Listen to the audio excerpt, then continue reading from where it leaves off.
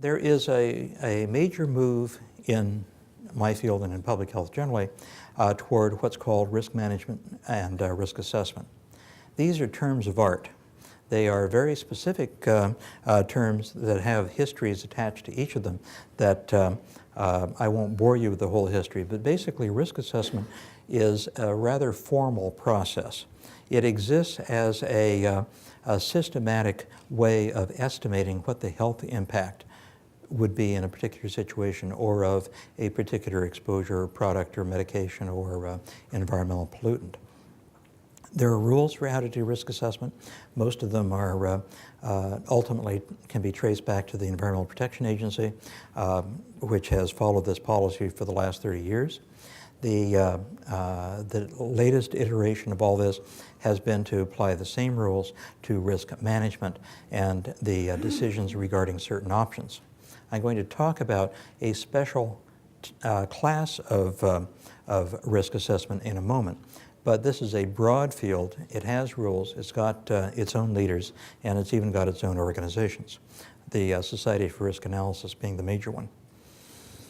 A research program that demonstrates the efficacy in the laboratory and the effectiveness on the floor of various methods, that demonstrates the health impact and that shows the value added would tremendously support the professionalization of the sector and is what I understand to be CIRI's mission. There's a template that can be very useful in this regard. And this is a template which already exists and which I would commend to you as a way to plug in to an existing, accepted, and widely recognized agenda for assessing health related to fields such as cleaning. And that is called the microbial risk paradigm. Risk assessment came out of chemical hazards, and it's very well developed for chemical hazards. Microbial hazards and pathogens are a relatively new area for risk assessment to address. But the Environmental Protection Agency and various other groups have turned their attention to the special problems associated with microbial risk and have come up with this general concept of microbial risk paradigm.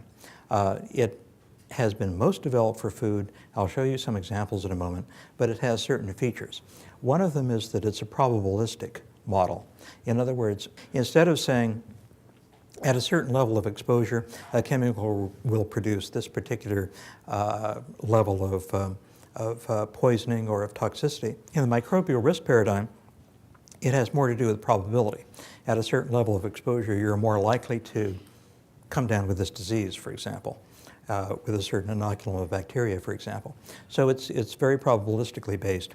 So opportunity to encounter the pathogen is just as important, or usually more important, than the amount of the pathogen that you encounter. That's a little different than chemical risk assessment. Propagation, when a pathogen can be passed from one person to another.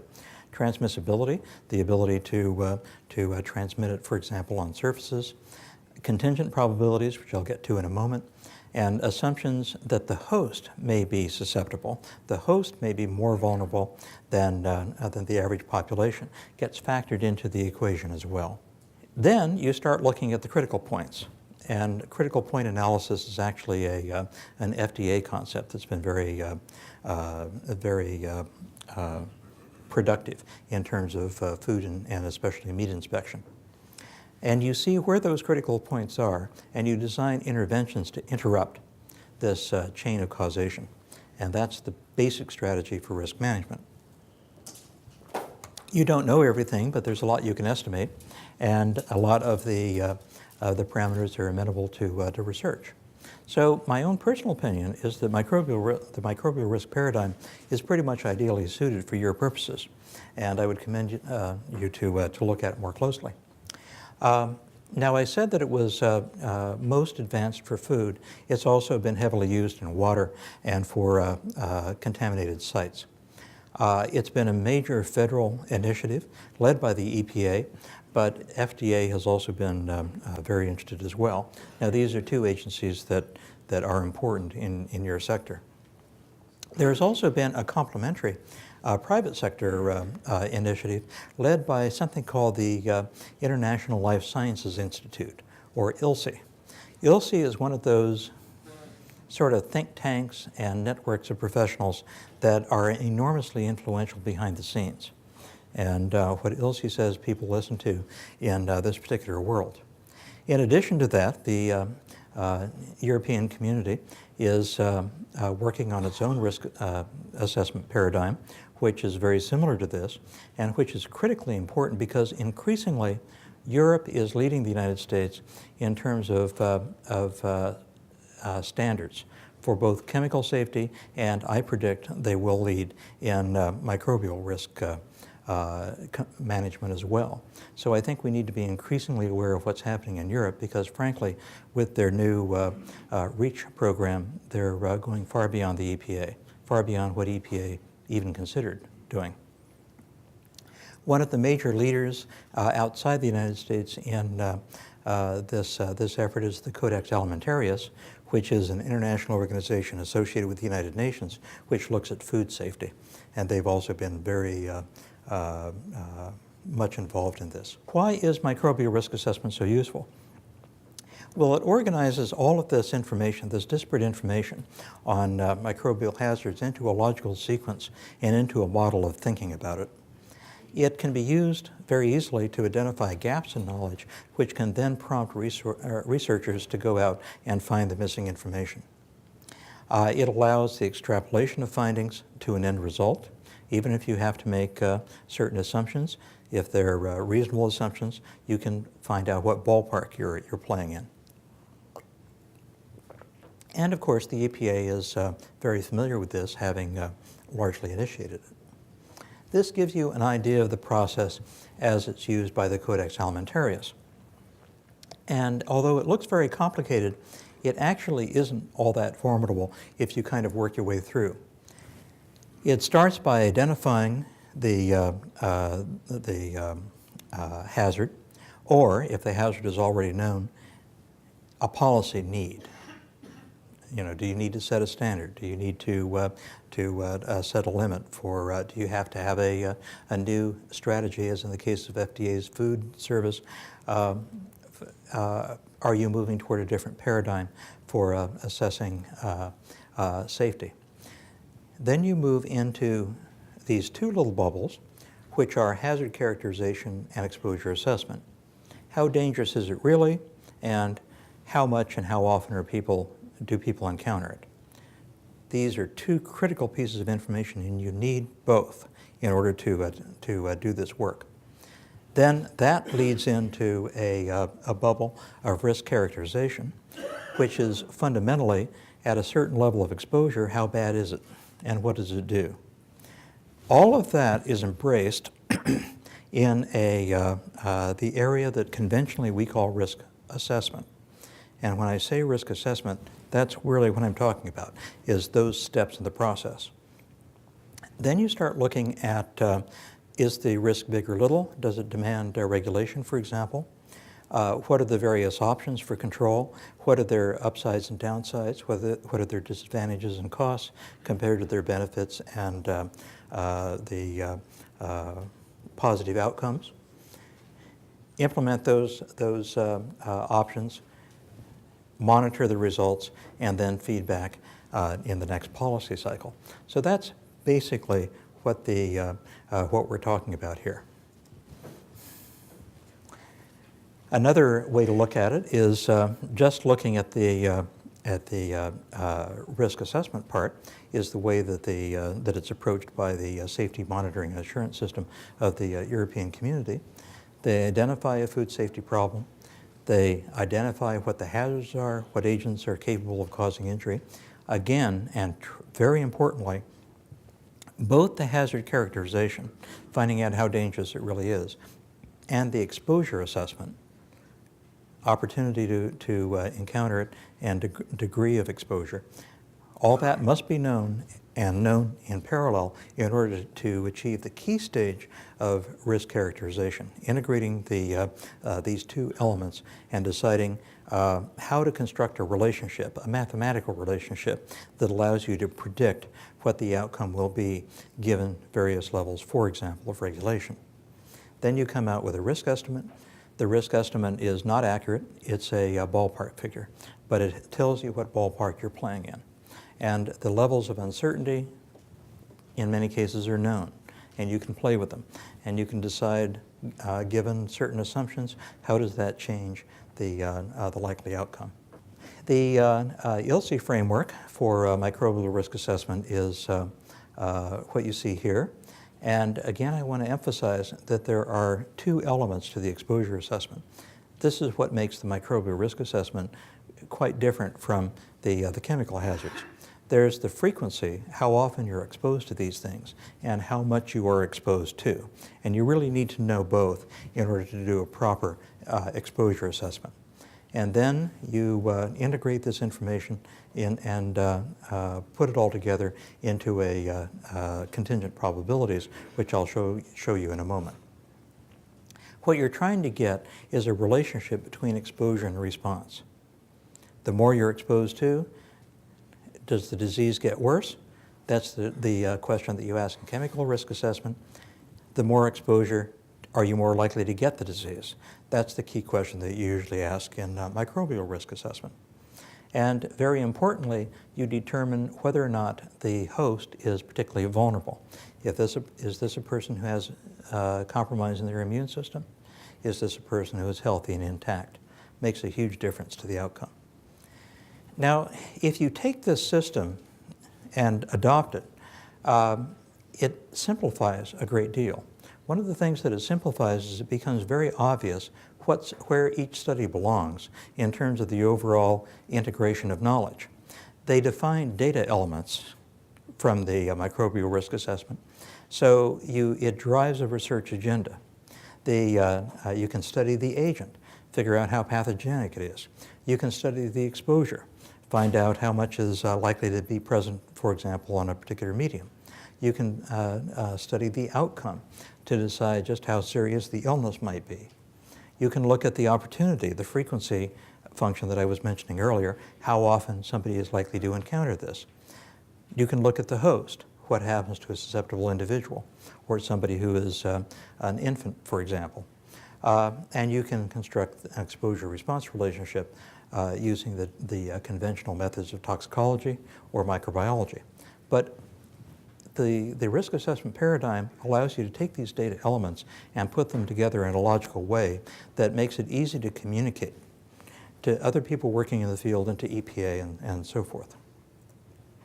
Of course, various approaches to this problem are not identical. Everybody, to some extent, is doing their own thing, but there's a fair amount of harmony, though, that everyone is moving in the same direction. The risk assessment paradigms aren't dramatically different among these various agencies. There's more commonality than difference. Everyone agrees that risk management is driven by risk assessment, and if you can weigh various options to see what is most likely to work, and especially if you can isolate various steps in the microbial risk process and say, I'm going to target my intervention to reducing the frequency. I'm going to target my intervention to reducing the microbial load. I'm going to target my intervention, et cetera.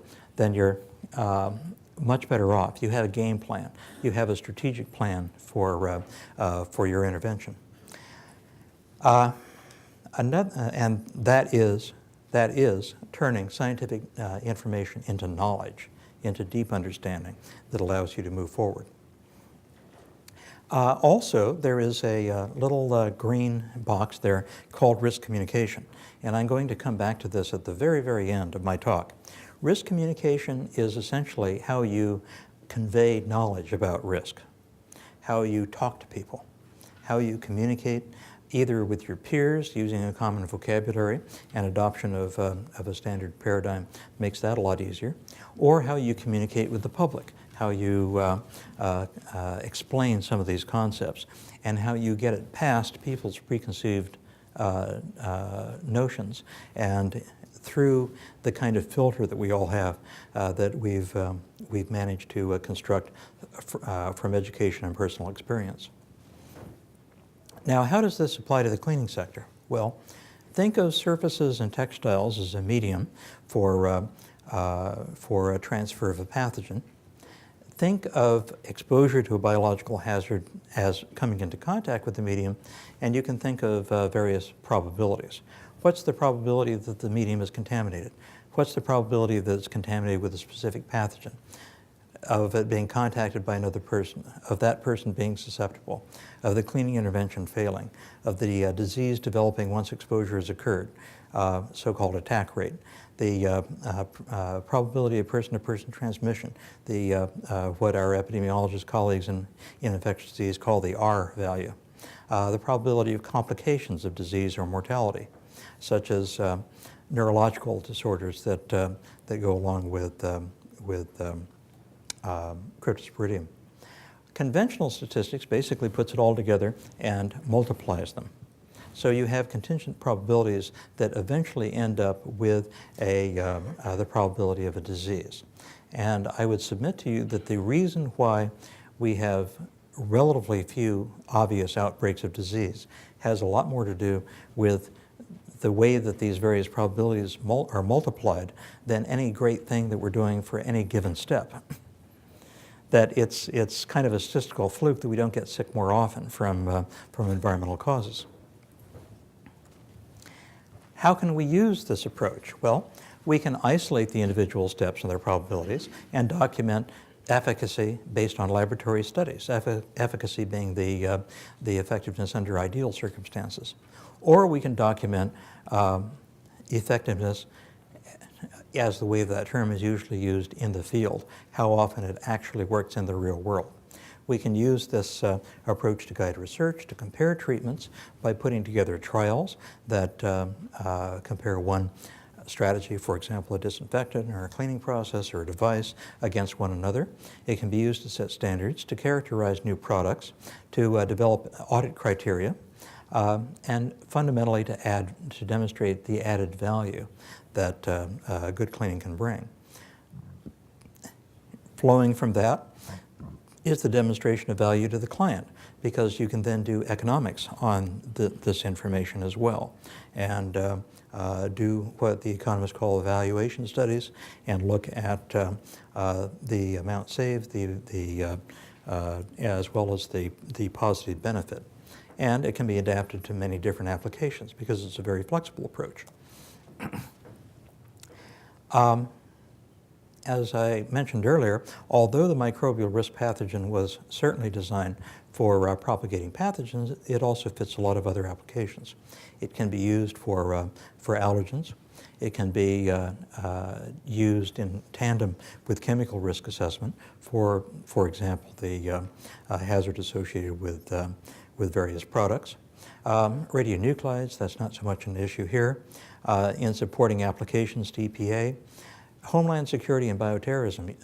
So the Department of Homeland Security is very interested in this area. As a matter of fact, they're pouring a lot of money into the microbial risk paradigm as it's applied to bioterrorism. Forensic analysis. This is not as well developed, but the whole issue of tracing the chain backwards in order to determine where the exposure may have come from and who's liable is a growth area. Special environments we talked about earlier. One thing that I think is particularly exciting is that the paradigm is easily adapted to the design of buildings. Now, what does this do?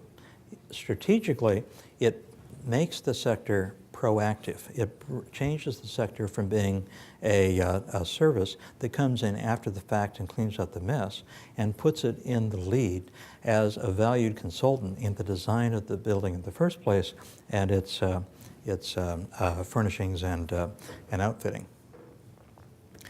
I just wanted to say a couple of words about special environments. My criteria are, as you see here, where the density of exposure is high or the risk of the opportunity of encountering a pathogen is high, where transmission is facilitated, there's a susceptible population, or cleaning is a special problem, like hospitals. But very often cleaning is balanced against other concerns and priorities. And I can tell you there are a lot of office buildings right here in Washington, D.C.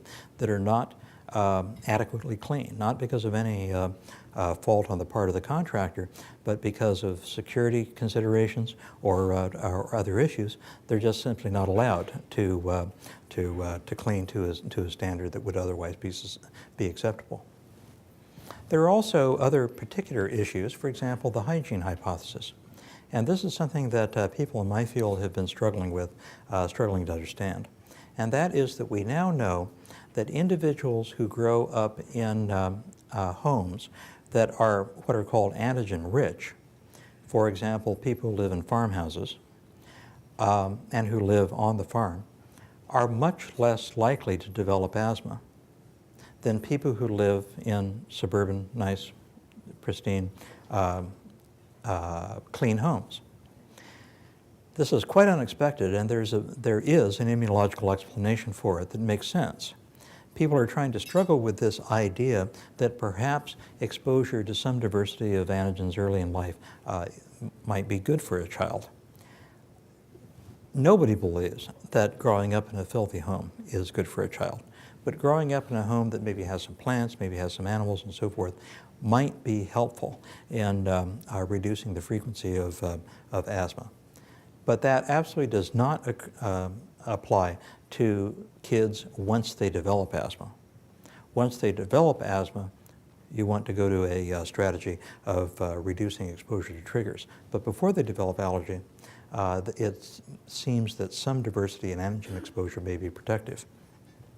How this fits and how it's going to affect standards are, I think, remains to be sorted out.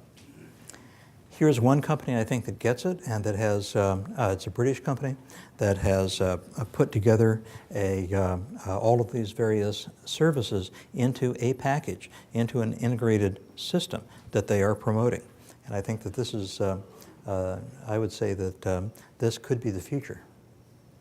Some additional thoughts as I wind up. And one of them is that the cleaning industry is a major portal of entry into the U.S. economy. There's a workforce out there that is highly motivated. Many of these people are immigrants. Many of these people are people of color who have come out of disadvantaged situations. A lot of these people are looking for opportunity. Many of them are very smart. Many of them are very entrepreneurial.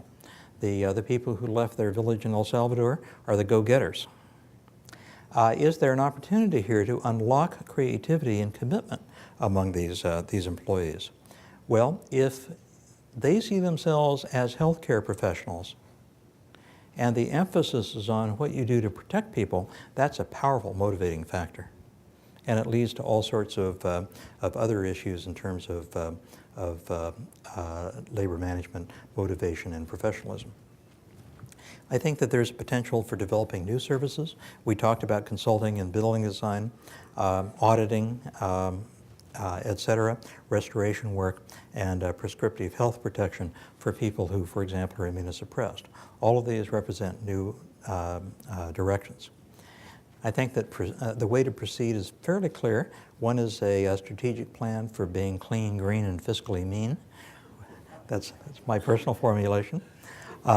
Funding mechanism to support good scientific work that develops the elements of the microbial risk assessment. Networking and talking to people who are in this kind of work already. Advisors and resource people. Economic surveys to determine the elasticity of the market and whether it'll accept a higher value product. And a balanced program of directed research, and very importantly, investigator-initiated research. Because although we have had great success with programs of research where you say, we're going to do an RFP or a request for quotes and we're going to fund you to do this, there's a lot of imagination out there in the scientific community, and investigators can come up with great ideas that you might not have ever thought of. And they can bring these ideas to you and say, I can open up this whole new area for you. Networking with existing investigators. Schools of public health are natural allies for this. Environmental health programs, such as the one that I lead at GW. There are a lot of labs doing indoor air quality research, and local departments of public health, and designers and architects. Finally, I just want to make one comment before I close about risk communication. Knowing how to talk to the public about risks will become increasingly important as the visibility of the cleaning sector is enhanced. Right now, it doesn't matter a whole lot because not very many people think about cleaning. But as the value-added philosophy takes hold, as the visibility increases, the cleaning industry will become both an opportunity and perceived as a profession, but it will also become a target. It'll also be the focus of public and media attention. So learning to talk about risk is critical, and this is actually a highly specialized area. It's not the same thing as public relations, certainly not corporate communications. It's not even the same thing as health communication. Risk communication is its own field, and there are actually specialty organizations that deal with this, that talk about how to know the public, how to know the public's concerns, how to figure out where what the public thinks it needs in terms of information, starting where the public is in explaining, as opposed to overwhelming them with what you as an expert feel they need to know. You start where they are and provide them with the information that they need. Because if they don't get what they need, they won't listen to you telling them what you think they need. And communicating honestly and accurately.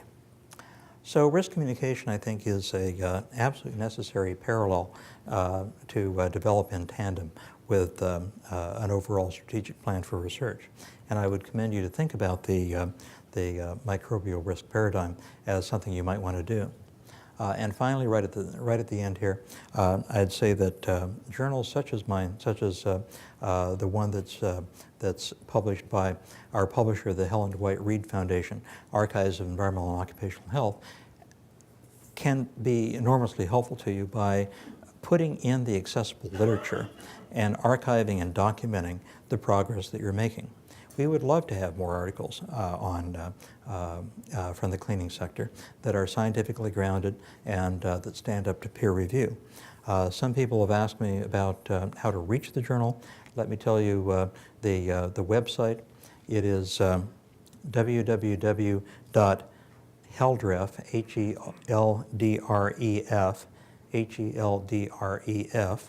that's short for the Helen Dwight Reed Foundation, .org. Take a look at it. Also take a look at other journals, though, because there's a wide range out there. Some of them are highly specialized, some of them are general, like archives, but I think all of them will be responsive and interested in progress that's made in this critically important sector. And I thank you for the privilege of talking to you today, and there's nothing I'd rather talk about than this fascinating area as we go further and deeper into professionalization and a scientific grounding of your services. Thank you very much.